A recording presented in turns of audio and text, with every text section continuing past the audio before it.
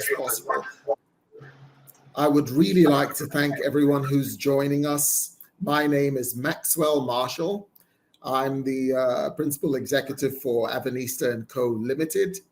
We are hosting, in partnership with DeepStream, this webinar on transforming procurement and developing markets. And it is going to be a cross-market conversation with our panelists being representative of developing and developed markets. The interesting thing I'd like to say here is, while we do have them representing two distinct ends of the conversation, they are both relatively experienced with both sides of the conversation. But Arinze, who I will introduce first, is he's a respected professional in the supply chain sector, and he has had considerable experience, but represents the interests of a developing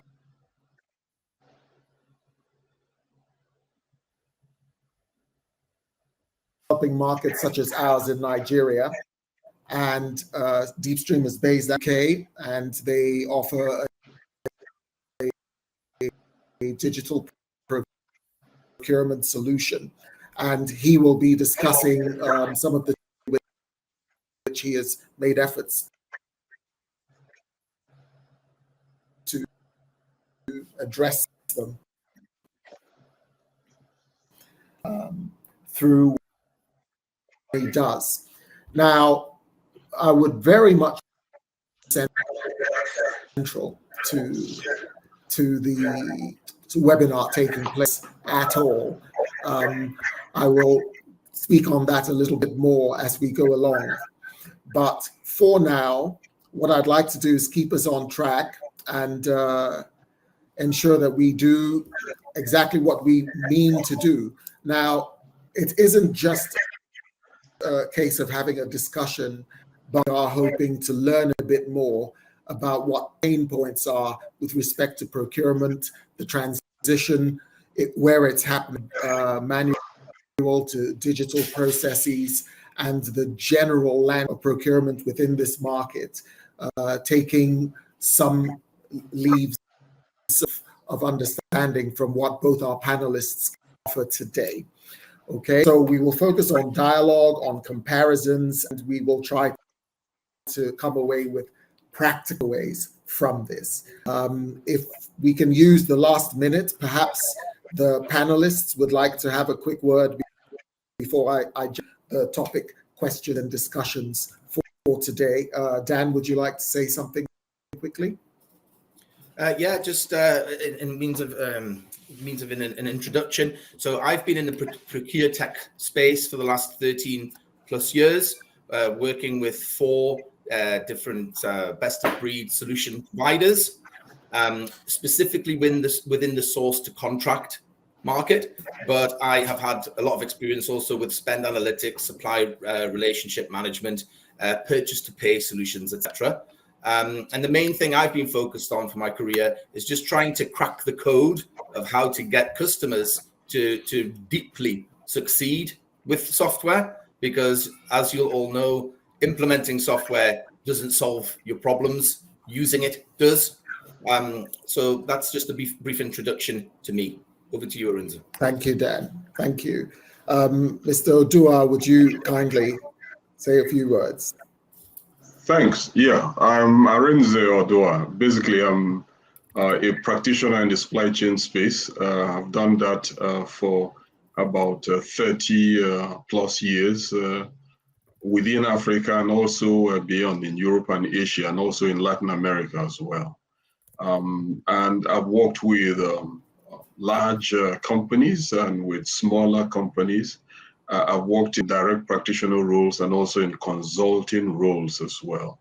And I think that that gives me some overview on how procurement processes play out in different contexts as well. and hopefully we'll connect that to the role that technology is playing and potentially could play in various markets, particularly in developing markets. So I look forward to today's conversation. Thank you.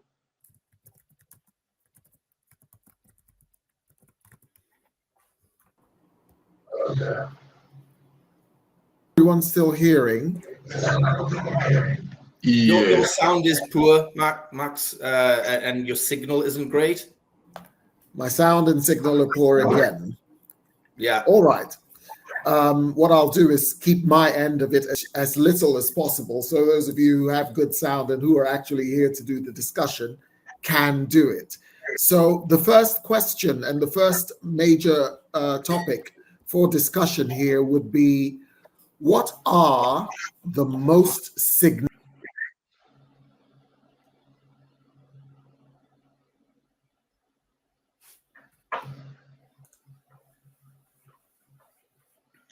Okay. Yeah, Max, we've lost you.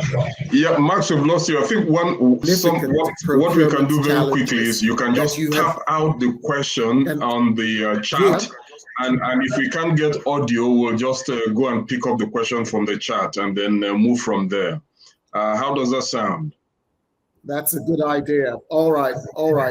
I'll type the question in chat, but if you can hear me now, I'm asking it. What are the most significant challenges in procurement that you've encountered in your respective markets, and are they really that different? Okay.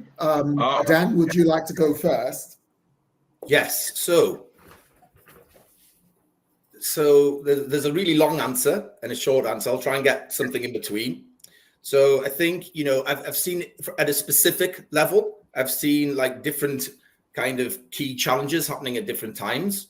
Some of the most obvious ones, of course, like COVID, the Suez Canal, geopolitical events, making supply chain, just creating supply chain disruption. And obviously when businesses can't get the products and services that they need, they can't deliver to their customers. So that's obviously like kind of like a burning platform that needs to be that's like, when that's not working, everything else is a little bit less important, i.e., during COVID in particular, companies were willing to pay well over the odds for the products and services. And it really did become a seller's market in many categories where buyers just had no chance of negotiating because sellers were saying, look, that's the price, they're the conditions, they're the terms, take it or leave it. You've got 2 hours to let me know, otherwise I'll give it to somebody else. So, that was a very, very difficult time for procurement. But then also following that, when the supply chain disruption calmed down a little, the pricing problem, the costs spiraling out of control, because obviously, suppliers were, they were being opportunistic and they were inflating their margins against the backdrop of inflation and inflated prices. And it was very difficult for procurement to understand which suppliers had genuinely inflated prices because of the backdrop of all of the geopolitical and the disruption in the supply chain, and suppliers that were just wanting to inflate their margins. So then controlling costs became like a top priority. And I'm really pleased to hear just in the last few weeks, I've heard this term said at least 3 times by customers where they've said, following, for example, an e-auction or an RFP / a tender that they've run, where they've said for the first time, we got back to pre-COVID pricing, which I think is interesting, just showing that the market is settling down, that prices are coming back down. And, I think what's really key is, though, the prices won't just come back down by themselves. It's those companies who are running competitive processes with multiple suppliers who are going to achieve true market price as opposed to those inflated prices. And then the other thing I would say that's been another specific issue is just like the ESG, the risk, the governance, like the reputational side of like all of the regulations that are changing around the world. That just seems to be a huge undertaking. And what I've found is that a lot of organizations just don't really know how to navigate that. And it's fallen upon, in many cases, procurement to deal with it, but they haven't been given the right frameworks, the right training, the right tools, etc., to be able to manage that. So I'd say like they're the three main buckets where I've seen the specific challenges, but I'd say overall what I'm seeing is that the problem for procurement is that their responsibilities just keep on growing and growing and expanding and expanding. And it just, it's not manageable. Companies, it's good in a way because the company is wanting more and more from procurement. So they're moving away from being a back office function, but also they're now wanting, I think a lot of the time, an unmanageable amount from procurement. So I think, that's kind of the specifics and the more general challenge that I'm seeing in the market. You're on mute, Max. Thank you. Arinze, would you please weigh in on as much as you do straddle both ends in terms of the work you've done, can you speak to the procurement challenges from a developing market standpoint with Nigeria as a specific? Thanks, Max. I think this is great in terms of the scene setting that Dan has done, and linking back to what the prefatory remarks you made. You find out that some of these challenges actually also cut across. Wherever you are exercising, procurement activities as well. But more specifically to developing market contexts, including Nigeria, I would say that you may want to look at a number of foundational challenges. So if broadly speaking, you're looking at procurement from the point of view of, how one can take a strategic approach, with technology, for instance, as a facilitator of that, and then also how you then translate strategy into execution, with technology being seen as an enabler of that. To be able to access all of those opportunities in those two buckets, the buckets of strategy and execution, you need to first overcome certain foundational challenges in our emerging market or developing market context. I think the first one you will find is because of the low technology uptake, many processes are still manual.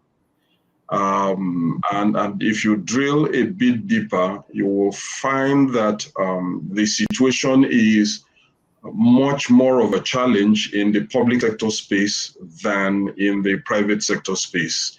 And within the private sector space as well, you will find that the challenge is more significant, for instance, with players that have more of a local footprint than players in those contexts that may have broader, for instance, international or multinational footprints, and therefore have access to technology as well. So first challenge, manual processes.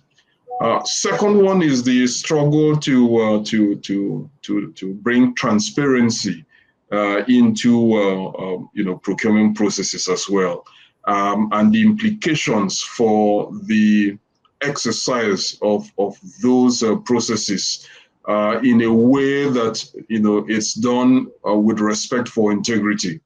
I think a byword you hear from time to time is corruption, and that can be something that we need to grapple with. And a lot of the issues around procurement and procurement challenges swirl around the subject of corruption and how you can make those processes more transparent, more credible, to be able to demonstrate integrity of those processes. Third is with the weakness of infrastructure, whether it's power infrastructure or IT infrastructure, etc. Those are the things that function as brakes, as limiting factors in the way that procurement processes are executed. So technology acts as a significant constraint. I would say that on top of these three trifecta, that is where you're talking about manual processes, corruption, and infrastructure, there is something on which all those things rest on, which is local capacity as well.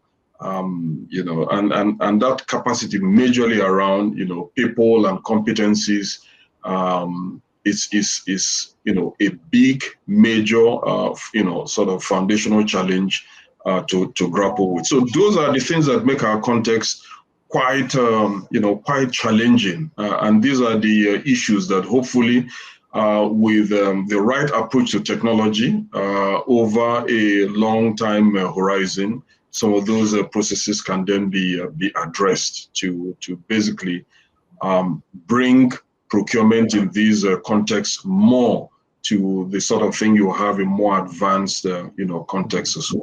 Yeah, I will stop at that for now. Actually, if I can just add something to that, because that's a really interesting dynamic. I think in the UK in particular, I would say that the public sector is actually in quite a good place in the sense of, due to regulations and mandates around procurement, like they have. I'm not saying that they've completely succeeded in this, but there's certainly been a push for many years to adopt digital procurement tools, and that there's been a real drive.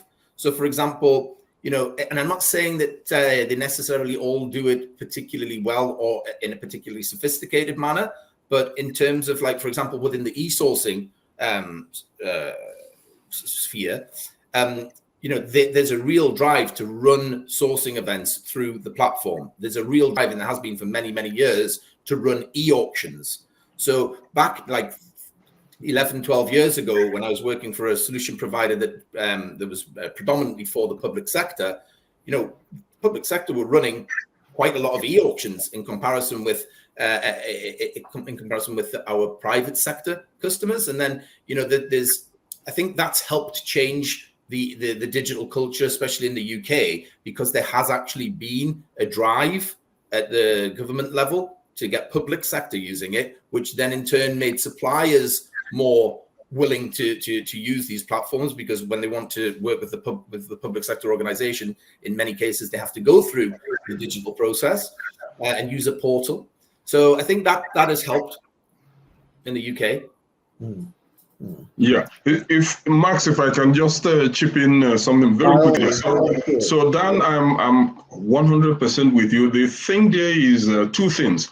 One is in, you know, leadership in that space, which, you know, I sort of perceive to be, you know, sort of the sort of thing the private sector brings in, and then you find government or the public sector sort of playing catch up. Second is around emphasis. So for the private sector, the emphasis seems to be more around chasing value. And chasing value in a way and manner in which, you know, they are looking at how, you know, company A will compete with company B and company C and company D, always keeping their eyes on, you know, how do I drive best value? Whereas for the public sector, a lot of focus is on compliance. And how to demonstrate that public funds are being spent on the procurement of goods and services in a manner that is transparent. And then, of course, value then comes as a close second. So unsurprisingly, in our own context here in Nigeria, the governments that have in the various tiered government levels, whether federal, state and local government, the federal government has attempted, you know, to introduce technology in some areas, and some state governments have also followed suit, particularly the Lagos state government with their, you know, e-procurement platform. And you will notice that the emphasis is on bringing transparency in a specific block of the procurement process, which is the procure to pay process, the areas around sourcing and how you bring transparency, you know, to the exercise of that sourcing activity. You know, so but thinking more broadly Obviously, procurement and the benefits it could bring to both the public and private sector extends way, way beyond, this specific segment, which seems to be what is attracting lots and lots of attention at this time. So I pause. Max, over to you. I'm sorry, last thing, I just say exactly my experience as well. The public sector is very much more risk averse, compliance, making sure that nothing's going to kind of slip through the net. Whereas private sector is definitely more value creation and innovation. Typically, that's what I've seen as well. Sorry, Max. Oh, it's entirely fine. This is really more about your conversation than it is about me prattling on. As a bit of a recap, the interesting thing here is it's very broad and it's difficult to recap because we are talking about minutiae that span a variety of issues: public sector, private sector, developing markets, and developed markets. Central points which come from both sides are the kind of ebb and flow, the push and shove between controlling costs and issues of compliance, things to do with navigating regulatory strictures on both sides of this particular discussion. And fortunately, actually where it led before our slides asides were discussions around what the role is of technology to address some of these issues that occur in developing markets. Obviously, there will be one of the things which I know most of us who are listening here and most of our audience, which will be a primarily Nigerian audience, they would have, listened, especially when talking about differences between public and private sector, issues of political will to actually execute things that will improve procurement processes, finding ways to overcome insidious corruption-related challenges as well. And from a more tangible standpoint, also the issues of infrastructure and capacity. Interestingly, these lead directly to what the next question would be, and we have 15 minutes for that part of the discussion, so we can really sink our teeth in, which would be what, under the role.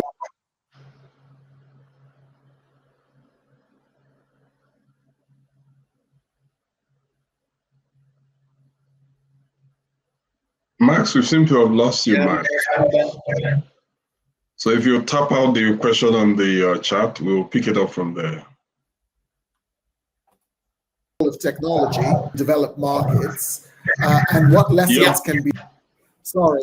So the question is, how has technology aided in transforming procurement in developed markets, and how can that be applied?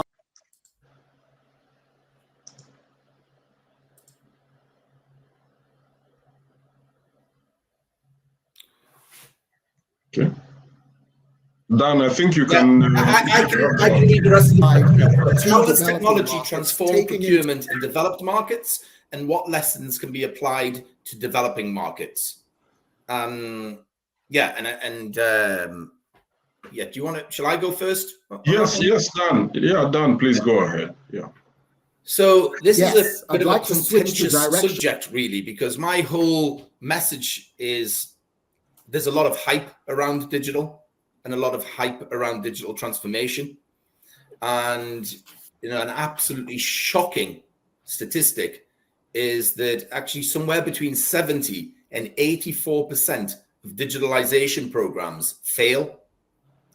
Now, last year alone, there was more than $2 trillion, I mean, it's unfathomable, $2 trillion wasted on failed digitalization programs. So that's not just the cost in terms of paying for the software, it's the resource to bring about the change, the paying for the consultants, et cetera. But it's just absolutely unbelievable that we're talking about those sums of money being wasted. I call it the biggest heist in history because, I just don't know another time that there's been trillions of dollars wasted. And, I'm not saying it's all because of the providers and the hype, but, I would say a lot of it is. I think the solution providers and the big consultants, it's in their interest to make it a really complex process and to make the market believe that everybody else is digitalizing, so you need to digitalize as well, otherwise you'll be left behind. But actually, it's a tiny percentage of organizations who are digitally transforming successfully. And the kinds of the typical approach, the end-to-end digital procurement transformation, that very, very rarely works. I mean, it works for the enterprise organizations who are, and I don't mean by any means all the enterprise organizations, but the enterprise organizations who have the right level of budget to spend, the right amount of time to spend, who have a deep understanding of the level of change management and culture change that will be needed in order to actually embed these solutions into daily operations. It's just a small slither of the market that's actually truly succeeding in full digital transformation.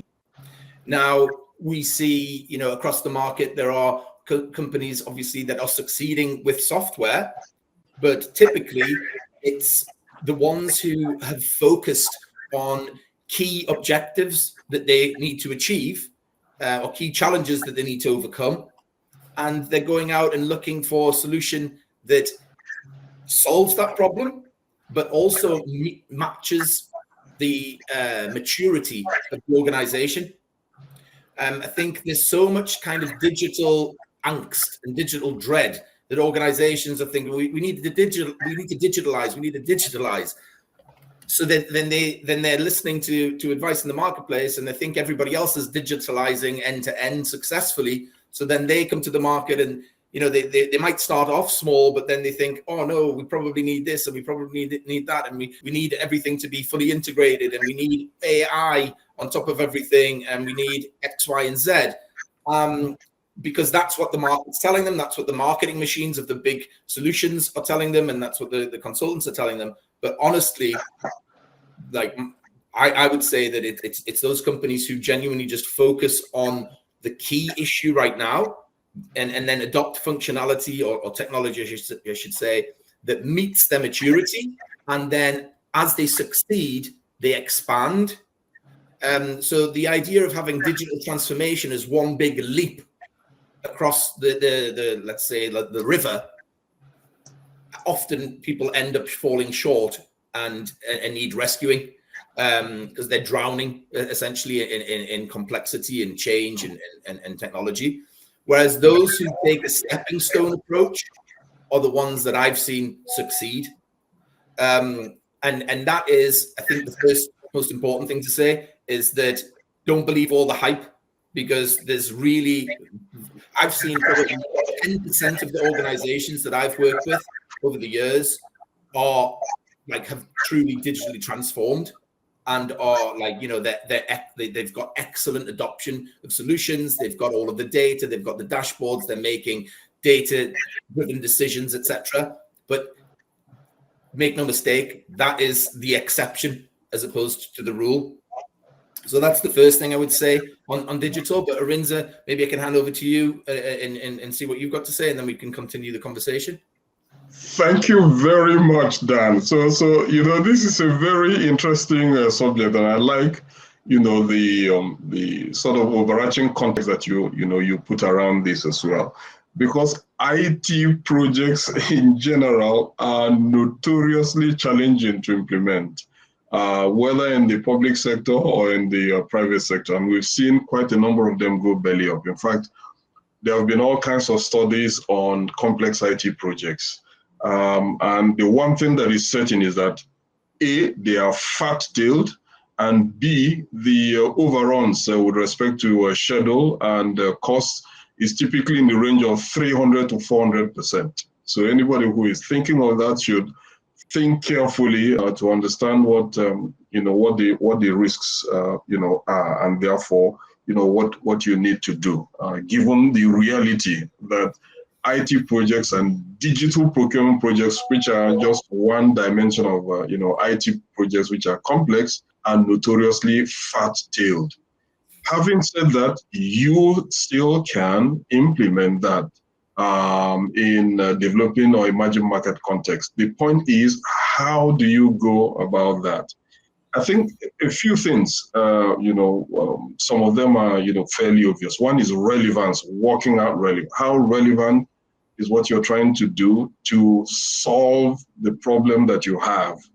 And you need to be very clear, what is that business case? What kind of technology, at what level, what does it mean, etc. Establishing that relevance is absolutely key.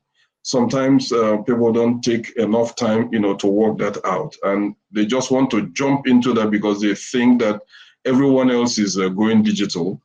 Surely that is the way to go, and maybe that kind of thinking is the sort of thing that may lead you down the wrong path. Second one, I would say, is counting the cost.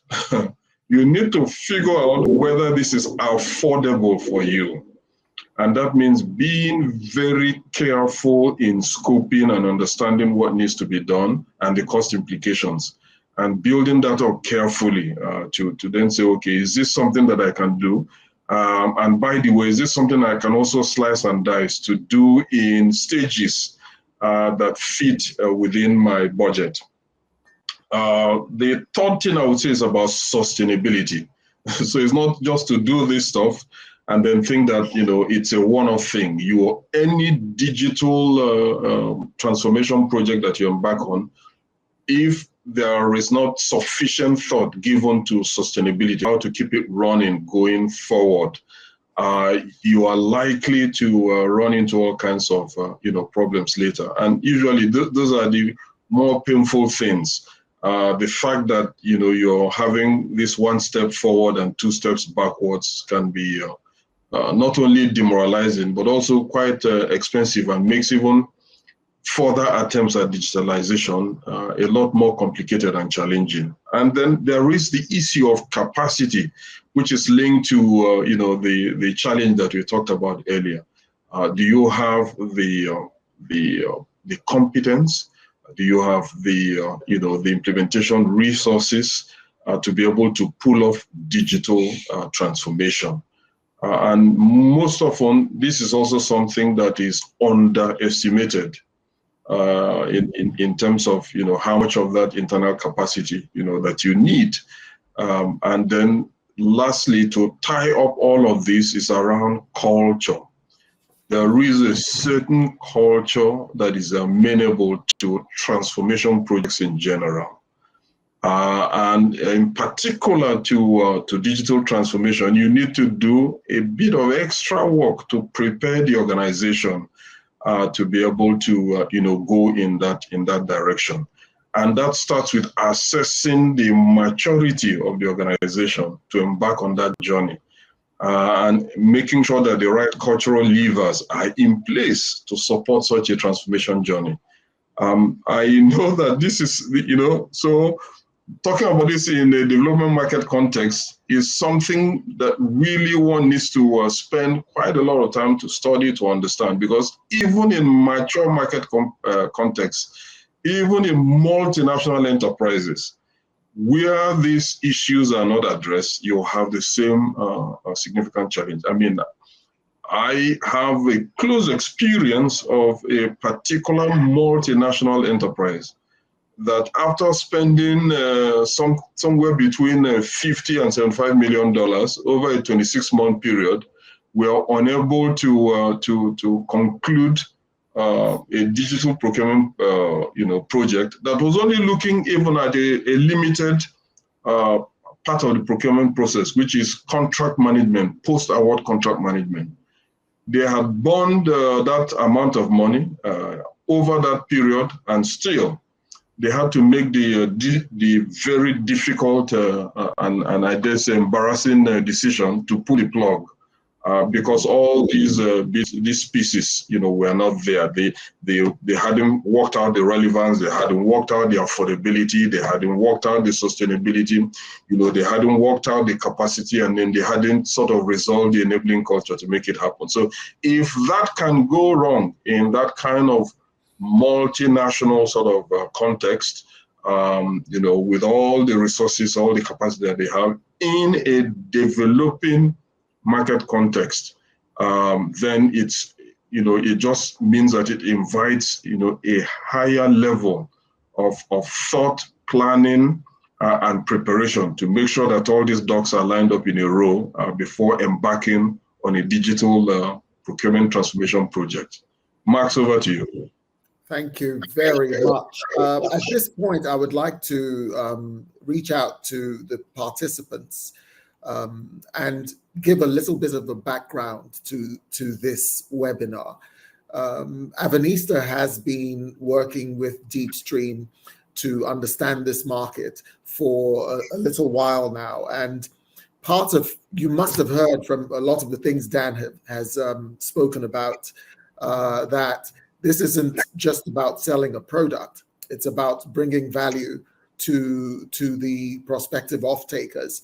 And one of the things that became clear are a lot of the things that are being discussed now by our two panelists, which is the very urgent need to understand the vagaries of the culture and the infrastructure and the cost profiles related to these activities in order to get actual results that are of benefit to the people who are considering any kind of digital foray into transformation, particularly in the procurement sphere. So this webinar isn't just about us telling you things that we're experts on. We invite your comments and questions in the chat function of this interface so that we may have an opportunity to deal with at least some of them before the webinar is over. And now, if to return to the panelists, since we have been talking, there are a couple of things you've mentioned, Dan, that I'm not sure are maybe clear to everyone, because I've just put you on the spot. I said you actually are the CEO of an outfit that essentially offers a digital procurement solution. But you have advocated treading carefully and softly, and rather than just doing wholesale adoption of one big leap, I believe you called it, approach to digital transformation, to go with care. You've also mentioned specifically a couple of times or reverse auctions. Could you explain a bit more about what those are and how they apply to your position regarding the role of technology in digital transformation?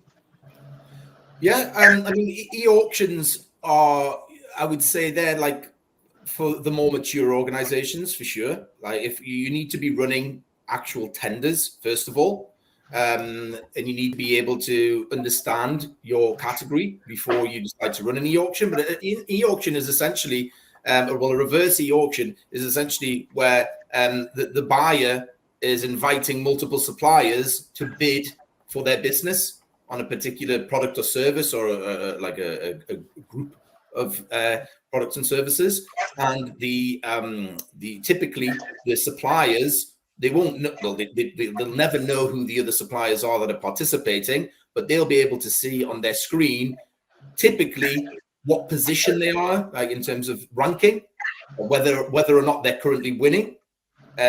In some solutions show whether or not they're close to the current winning bid. And the e-auction will last, it'll be scheduled typically for around 20 to 30 minutes, and then it will usually overrun because the suppliers start with are taking it, they're playing it cool. Then as it gets closer to the deadline, that's when you typically see the action of the different suppliers outbidding each other as that price point comes down. And the idea of an e-auction is that it's another tool, it's another negotiation tool to drive better outcomes for the buyer and to reduce the margins of the suppliers. But only, you would only invite suppliers that you've qualified, that can deliver the right level of quality and service, etc.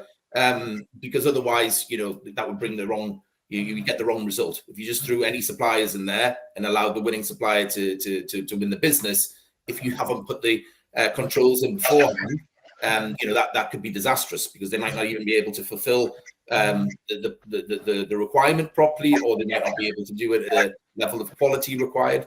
But yeah, it's just a really interesting approach, because you can't really replicate that outside of the technology. Running an RFP, a tender through a solution, is just exactly the same as running a tender outside of the system, but it's streamlined, it's optimized, it's much easier, but it's the same process. Whereas running an e-auction, you can't really replicate that outside of the system. So it's just a really great tool to use in the right situations to drive those suppliers' margins down. And actually, it's a very good tool also to see what the true market price is, because as long as you're evaluating suppliers like in terms of quality, then you will see that they might start off. I'm showing you I'm showing you. Well, I'm not showing you anything apart from pointing in the air, but I'm envisaging, which you won't have seen, but like an e-auction graph, where you see at the top the suppliers all start at different price points, but then they all converge around about the same price point within 5-10% towards the end of the e-auction, because that's the true market price as opposed to what they've initially quoted you.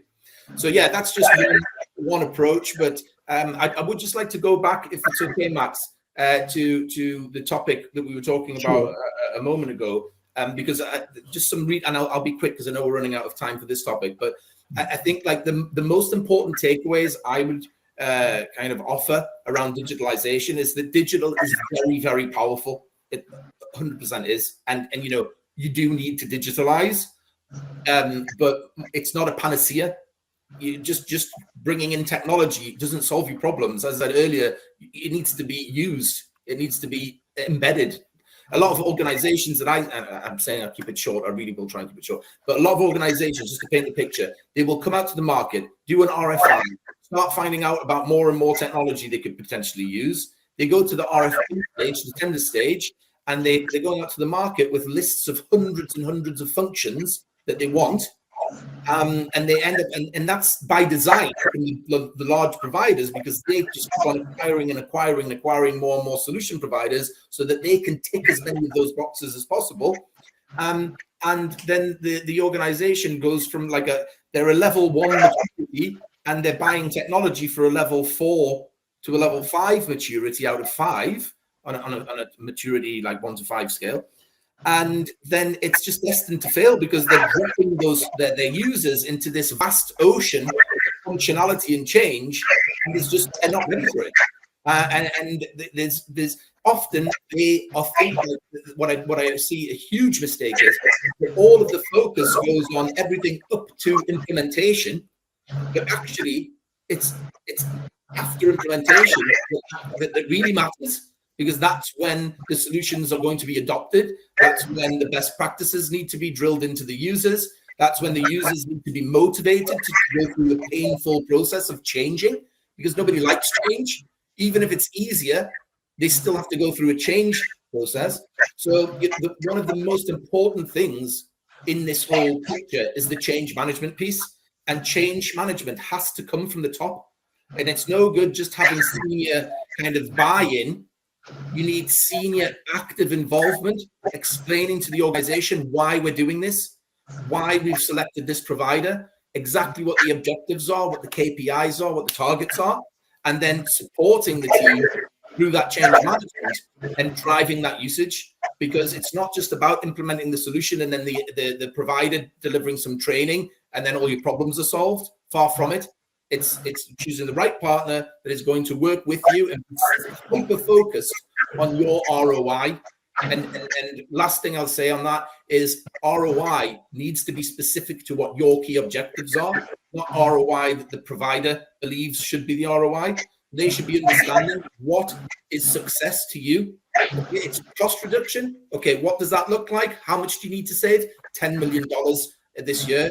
Through this the sourcing process. Okay, so then we're geared towards that. We've got a success plan, we've got a training plan, etc., and we know exactly what we need to do and how far we need to be by the end of quarter 1, quarter 2, quarter 3 to be able to achieve those results. So I could talk about this for hour, but I'll leave it at that. Thank you, Dan. Thank you. I'd like to apologize. I'm not sure where that feedback is coming from. I've had a couple of participants who've spoken to me in private chat about it. I've been muting myself, being the culprit of most of the trouble with connectivity.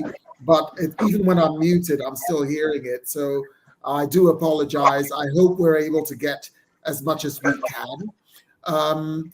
We do have a question, but I think the party asking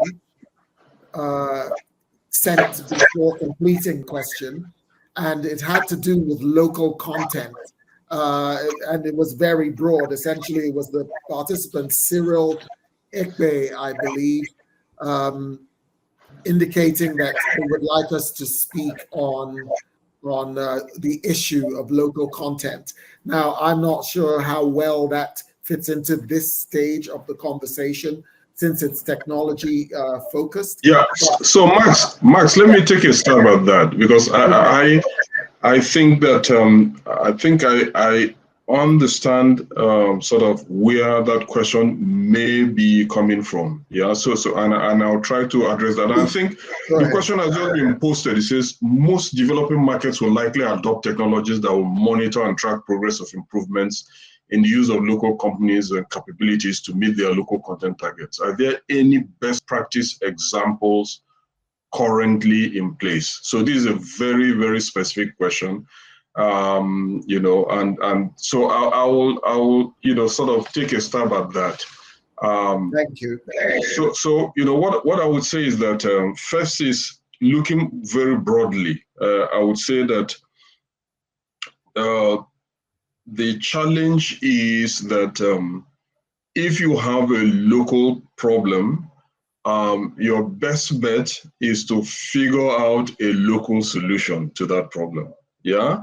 And in the case of digitalization, that is no different. And I had raised the fact that one of the challenges with digital procurement technology implementation is one of relevance and one of sustainability as well. And these two things speak to local content. So the first thing is local digitalization needs to be put behind, any sort of challenges that specific local legislation, like local content in the Nigerian context, requires you to demonstrate compliance with. And I know that there are some companies that have attempted various ways to find those kinds of solutions within their organizations as well. So broadly speaking, across industries, across sectors, there is no one single sort of, no silver bullet, to cure that. And nothing that I would point to and say, look, the regulator in that space, NCDMB, in the case of the oil and gas industry, is recommending this or that technology solution. But it seems to me that, that is an opportunity space. And I know that a number of local tech companies are trying to address that, not just only that, but they are looking at that in the context of, digital solutions, for executing procurement activities, both in the oil and gas industry and beyond. One such player is InterSwitch. They are better known for cards and all of that, but they are also now moving into the procurement space. There are also a number of other companies, that are active in various parts of, the digitalization of procurement and application of that to various processes, including compliance and specifically local content within compliance as well. I know that various local service providers are doing more work. Are we waiting for me? Yes. Again. Various local IT companies, digital solutions providers. Yes. Can you still hear me? I've lost I can. sound. Good, yeah, good. I can hear you, Arinze. Excellent. Hello? So I know, yes. We don't worry, Max. We can hear each other. So I'll just push Dan, on. can So you hear me? Yes, we can hear you. Yes, we can hear you. Yes. We can hear ourselves as well, we- so it's fine. I think it's Yes, probably your end. yes. Yes. So so basically in summary, while there is no single sort of silver bullet technology solution that is recommendable to to solve local content compliance, there are various approaches that many companies are adopting in solving that problem. There is no single one, for instance, that is recommendable by the regulator. But in time to come, various service providers are working in that space to develop a range of solutions, that could cure that. And it's not strange. It's just the same thing people are doing with IFRS as well on sustainability. So once the opportunity is there, particularly opportunities for monetization, I see a number of tech companies incorporating that in the wider solutions they are providing for end-to-end procurement process technology transformation and digitalization. Thanks.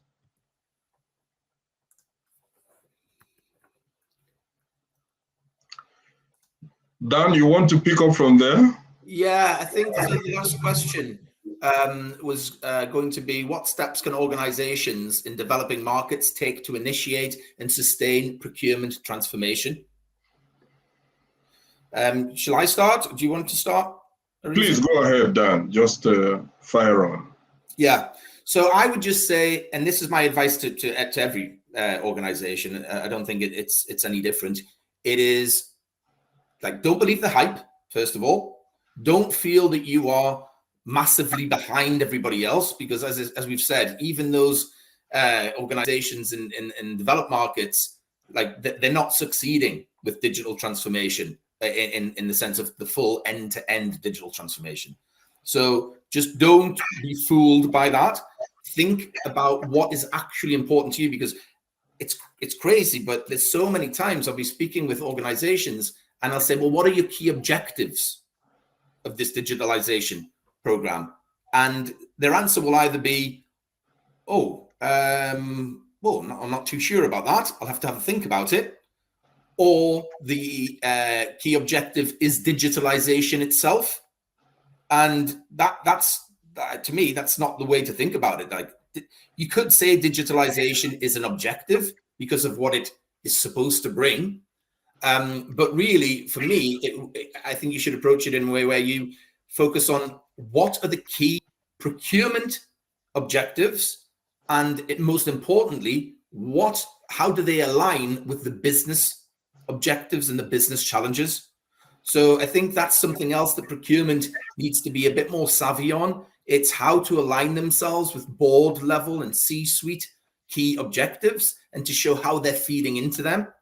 So, running more RFPs, running more tenders, that's not going to get you approval, buy-in, or interest from the C-suite. But running more RFPs so that you can bolster supply chain resilience to make sure that you maximize manufacturing productivity and don't lose customers or market share to other providers because of supply chain disruption. Now, that is something that the C-suite is going to be very interested in. Cutting costs dramatically to increase profitability. They're going to be very interested in that. Protecting the organization from risks, from compliance issues, from regulatory issues, legal issues, from huge fines that organizations can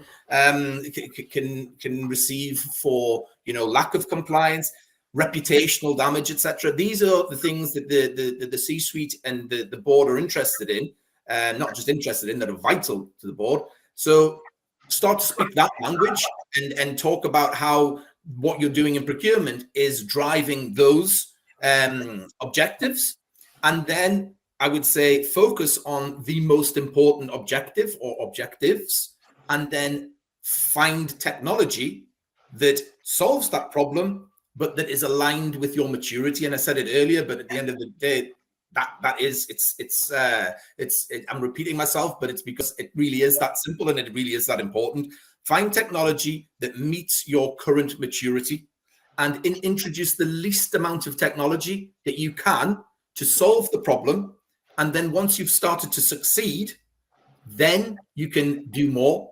So, start small and then expand. So whether that means start with just a small group of users who are the most digitally savvy, who most want this change, start with them, or maybe start with the whole team, but with a very small kind of section of functionality that helps you move forward, and then expand. So whether expanding to a wider team or expanding in terms of more functionality.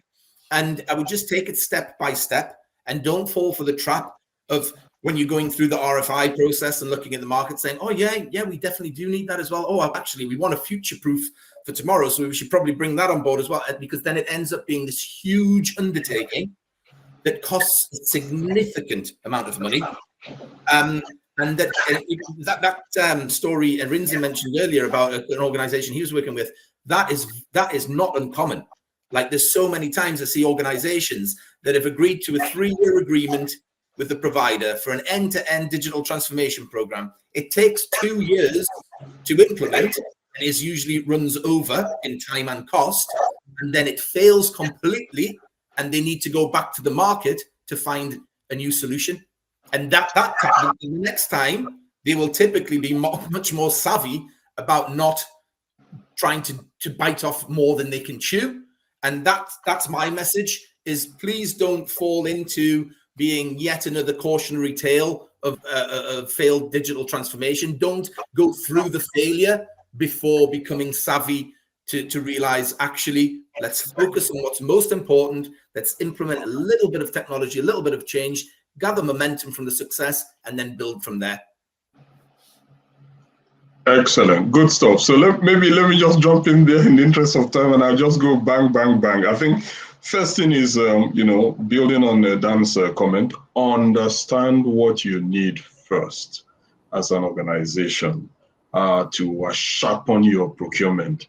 And with that understanding comes establishing the right sort of governance to make that determination on what you need as far as digitalization of your procurement processes is concerned, and be sharp about that determination. Let it be clear. Know what you need, what your objectives are, what you're chasing, and who is the executive sponsor driving that whole agenda in the organization. Linked to that is something a little bit softer but crucial, which is your culture, your culture, your culture. Know your culture, because that then will sort of shape your ability to absorb this transformational agenda, because technology is typically disruptive, and you need to have the right culture to be able to to manage that disruption and prepare the organization to sustain it when you introduce it. Lastly, which ties into the comment made by Dan, is please think about this implementation in terms of a pilot, which is scalable and which you can then consolidate and move forward. Thank you. Thank you very much, Dan and Arinze. I hope everyone can hear me now. I do apologize again for the glitches we've had. I think we've had a good conversation. We're trying very hard to respect time. There are probably more questions than we can properly address in the course of 1 hour. And unfortunately, I can't shop out Dan's time or Arinze's, but I have put an email address if you want to send any inquiries or ask any further questions, and we will try to address them as much as we can as a direct offshoot of this webinar. Again, I'd like to thank our panelists, Dan and Arinze, for coming up on relatively short notice and with very little time to prepare. And I would really like to Yeah, we've lost you again, Max. Thank everyone who has and to ask questions.